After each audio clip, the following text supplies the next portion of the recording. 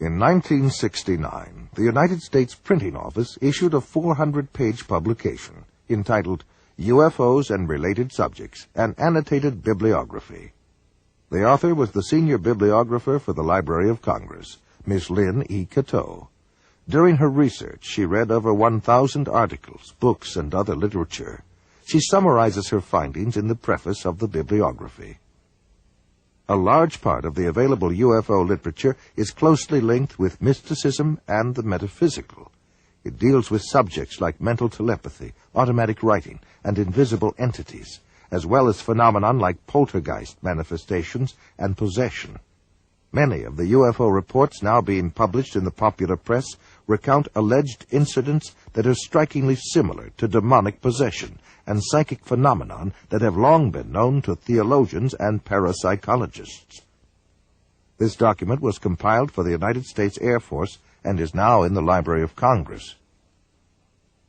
Dr. Jacques Vallée has addressed the United Nations on UFOs and was the model for Lacombe in Steven Spielberg's Close Encounters of the Third Kind.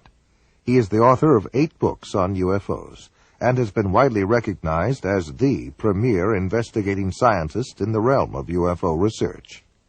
In his book, Messengers of Deception, Vallée says, an impressive parallel can be made between UFO occupants and the popular conception of demons. And in his book, Confrontations, he writes, the medical examinations to which abductees are said to be subjected, often accompanied by sadistic sexual manipulation, is reminiscent of the medieval tales of encounters with demons. He also made this statement, I believe that when we speak of UFO sightings as instances of space visitations, we are looking at the phenomenon on the wrong level. We are not dealing with successive waves of visitations from space. We are dealing with a control system.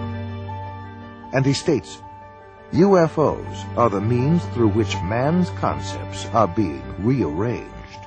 They are engaging in a worldwide enterprise of subliminal seduction. Jacques Vallée, at least at that time when he wrote that book, was an agnostic. Interesting that he comes to basically the same conclusions I do as a Christian from my research. And he said about UFOs, they're real, but they're not physical. They're messengers of deception. And this was based on his research of about 20 years. They seem to be psychologically preparing, setting us up for some ultimate delusion that is too horrible even to imagine as yet. I would agree with that.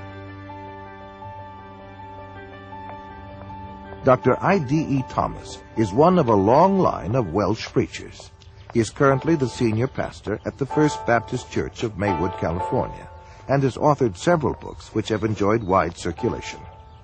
In his book, The Omega Conspiracy, Dr. Thomas explains the phenomenon of unidentified flying objects and offers an explanation that could identify the beings who operate them. As incredible as his explanation may sound, let us regard the ancient saying of Heraclitus, who 500 years before Christ said, because it is sometimes so unbelievable, the truth escapes becoming known. The answer to all this and the clue to this cosmic riddle may be found in the ancient book of Genesis. And back there in chapter 6, we are told of a very amazing and bizarre event. The sons of God saw the daughters of men and saw that they were beautiful, and they lusted after them. And then we read they married them and sired children from them.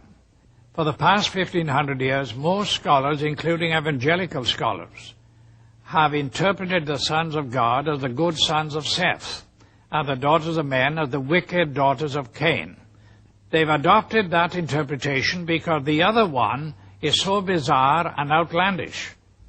The ancient interpretation, and in my opinion the correct one, is that the sons of God were demonic beings or fallen angels, and that they came down to earth, they lusted after the daughters of men, they married them, and produced this amazing progeny, this hybrid progeny of the Nephilim.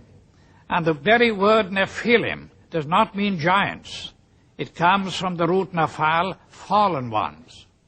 The early Christian fathers in the first 4 centuries, men like Irenaeus, Tertullian, Ambrose, for 400 years they knew no other interpretation except that the sons of God were angelic beings. Josephus, the cosmopolitan Jewish historian, says the same thing. We read in the book of Job that when God laid the foundation of the earth, the sons of God shouted for joy. Obviously, the sons of God could not be human beings. Adam had not been created. If this was a case of just mixed marriages between good men and wicked women, it is surprising that God should have issued the fire of judgment that he did. God took this stern action of wiping out the human race.